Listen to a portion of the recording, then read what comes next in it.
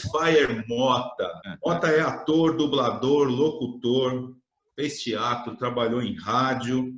Entre 81 e 91, trabalhou nos estúdios da Herbert Richards, que é simplesmente o principal estúdio de produção de dublagem da América Latina de filmes. Quem nunca ouviu versão brasileira Herbert Richards? E só para vocês terem uma ideia, depois ele vai falar, atores que o Mota já dublou. Stallone é oficial no Brasil, Pierce Brosnan em alguns filmes, Steven Seagal em alguns filmes, Michael Jordan em Space Jam, Christopher Reeve, né, fez a dublagem do Superman, para mim é o Superman bagaceira mesmo, Christopher Reeve. Não sei se foi todos ou foi, acho que foi redublagem, né, Mota? Depois ele conta pra gente. Foi redublagem. Morgan Freeman, Impacto Profundo. E tem a animação. Senhor Incrível, segunda dublagem no primeiro e a dublagem original do segundo. Isso. E ele é o narrador do desenho das Meninas Superpoderosas, cara. Olha só. Pra galera mais antiga, aquele desenho da Formiga e o Tamanduá, o Mota fez a voz do Tamanduá. Como é que você tá? É um prazer muito grande estar com vocês nesse voo maravilhoso. Para contar histórias da carreira da dublagem, de rádio, de meio publicitário, gravações de spots, narrações, enfim. Temos aí uma história muito longa, muito interessante. Acrescentando, assim, algumas coisas a mais até tudo que você falou, Paulo. Não sei se vocês lembram do filme Streets of Fire, Ruas de Fogo, com o ator Michael Paré. Foi meu primeiro filme, meu primeiro longa, onde eu dublei o papel principal, que foi o Michael Paré, o Tom Cod, que era a personagem do filme, né? Teve um outro filme, Se Meu Apartamento Falasse, Jack Lemmon, preto e branco ainda. Dublei o Jack Lemmon. Há uns 30 dias atrás, eu estava assistindo, acho que no canal Cult, estavam reprisando esse filme. Ainda estava com a minha dublagem. E eu ainda, com aquela vozinha de menino, né? Eu tinha 20 e poucos anos. Então, mas ficou muito bacana. Ficou muito bom. Do desenho Garfield, o primeiro desenho, a primeira dublagem do Garfield, eu fiz o John, o dono do Garfield. Foi na primeira dublagem, né? Acrescentando. Thundercats, eu fazia o Abutre nos Thundercats. Desenhos antigos, né? Isso lá da década de 80, né? Meados de 80 para frente. Só para acrescentar, assim, para mostrar o quanto eu tô velho. Porque a história é longa, a história é muito longa, né? Então, naquela época, nos anos 80, eu comecei em 1981 a dublar, na Telecine, quando ainda era na Central do Brasil, um prédio da Central do Brasil. A Telecine hoje é a Cinevídeo, instalada em Botafogo, na Rua da Matriz. Então, eu fui, não tinha curso de dublagem. A gente tinha que aprender olhando. A gente tinha que aprender sentando lá na cadeirinha, no estúdio, e vendo as feras dublando, e a gente tinha que aprender olhando, né? Não tinha curso de dublagem para você exercitar. Então, nós fazíamos uma espécie de estágio não remunerado, íamos para dentro do estúdio, e ali a gente assistia. Então, eu tive dois diretores, os primeiros diretores que eu tive de dublagem, o Ogala e o Walter França. O Walter França já faleceu, mas era uma das vozes mais ouvidas no Brasil nos anos 70. Eu não vou conseguir dizer quem dublava, porque eu não vou lembrar também. Mas era uma voz conhecidíssima do Walter França. E o Henrique Ogala, para vocês terem uma ideia, eles dublavam na série Viagem ao Fundo do Mar. Lembra disso? O Henrique Ogala era um dos marinheiros do submarino lá, o Cível, né?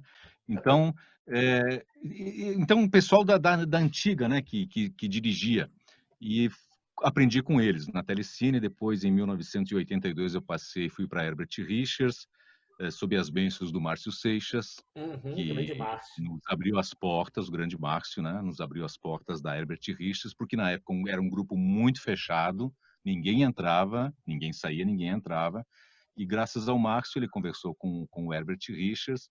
Ele permitiu que eu e mais 3 locutores da Rádio Cidade FM na época, Paulo Roberto, Sérgio Luiz e Barbosinha,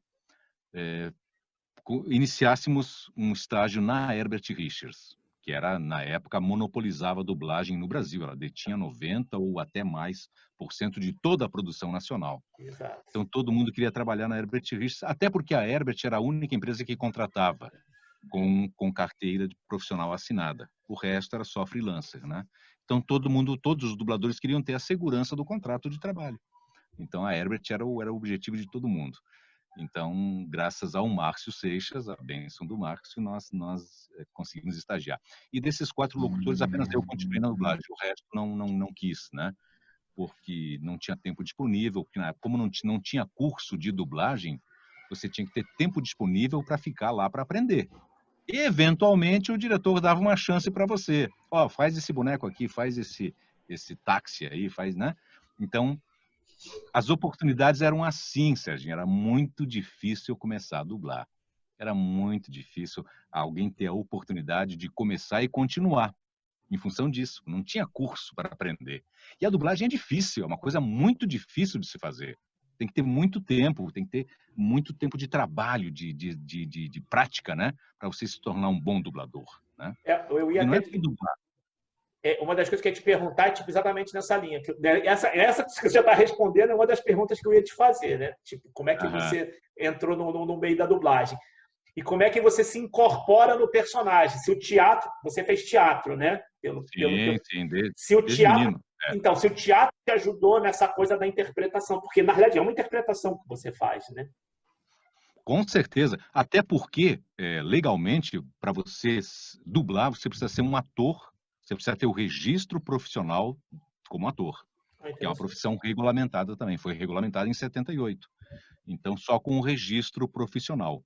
E o registro de ator, você tem que comprovar que atuou como ator anteriormente a 78. Eu tinha todos os comprovantes, desde menino, moleque, eu lá atuava em teatro, e tinha todos os comprovantes, recorte de revista, jornal, declaração do teatro, enfim. Então, apresentei esses documentos todos no sindicato, no SATED, no Rio de Janeiro, e aí foi aprovada o meu registro. Eu fui ao Ministério e selei toda a documentação ali. Então, graças ao registro, eu pude trabalhar, porque senão você não pode trabalhar, né? A não ser crianças com uma autorização especial.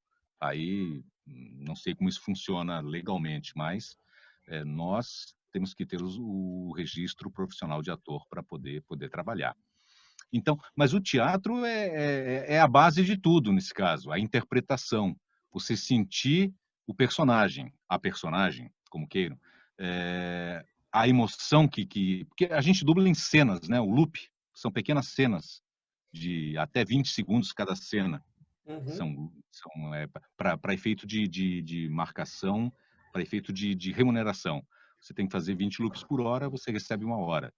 21 loops são 2 horas. E assim que é feito. E é para marcação do filme, então 20 segundos para cada loop. É assim que funciona. Então, a ceninha de 20 segundos. E aí você tem que passar, você tem que assistir aquela cena, ver o que diz a tradução, adequar, né, marcar todo o texto, onde o ator faz a pausa, onde ele respira, onde ele chora, onde ele grita, enfim.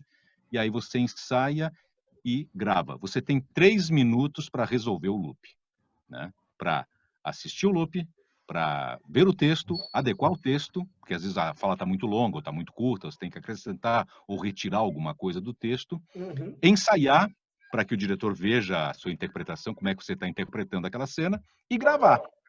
Então, 3 minutos é pouco tempo para se fazer um bom trabalho.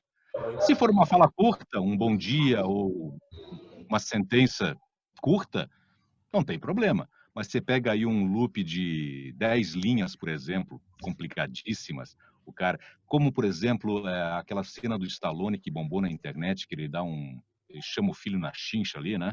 Dá Essa eu vi. filho. Viralizou na internet essa cena. Essa cena deu trabalho, porque ele usou vários tons dentro de uma mesma cena, né? Falou com o filho diretamente, mostrou, mudou de tom, enfim, deu trabalho. Mas eu resolvi, eu acho que ensaiei umas 3, 4 vezes e regravei umas 5 ou 6. Que ele sai do restaurante, encontra o filho, e aí chama o filho na chincha ali, que o filho estava abusando já da condição de filho, né? Ignorando o pai, enfim, e desprezando até o pai, né? Aí chamou o menino na chincha e aí, a partir dali, o garoto mudou um pouco a visão deles que ele tinha do pai, né? porque o pai era boxeador e tal, tinha sido famoso e estava em decadência, enfim, aquelas coisas de filho meio rebelde, né? Uhum. Então essa cena deu trabalho, mas olha, ficou bacana, ficou muito bom, né? Deixa eu te perguntar uma coisa, Mota, uma curiosidade.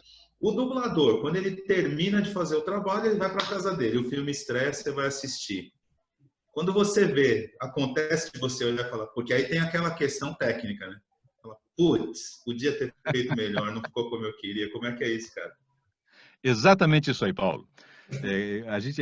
Esse é o problema do dublador, né? Quando a gente vai assistir o filme no cinema, a gente vai fazer uma autocrítica do próprio trabalho, uma autoanálise do trabalho e não vai ver o filme, né? Então, toda vez que eu vou ver um filme que eu dublei, eu tenho que ver 2 vezes. Porque a primeira eu vou assistir só para ver o que eu fiz e se eu poderia ter feito melhor. E você sempre acha que poderia ter feito melhor, né? Então, é sempre aquele olhar crítico para se assistir o filme. Eu, pelo menos, pessoalmente. Então, eu fui ver Rambo 5, que eu dublei aqui no meu estúdio, e mandei para 5 foi São Paulo. Aí fui ao cinema. Aí a primeira vez eu só fiquei avaliando o sincronismo, interpretação, esses detalhes da dublagem. Tive que assistir pela segunda vez para curtir o filme. Aí eu fui para curtir o filme, não fui para me corrigir ou para me criticar ou para me avaliar, né? Então esse é um problema realmente. A gente sempre acha que poderia ter feito melhor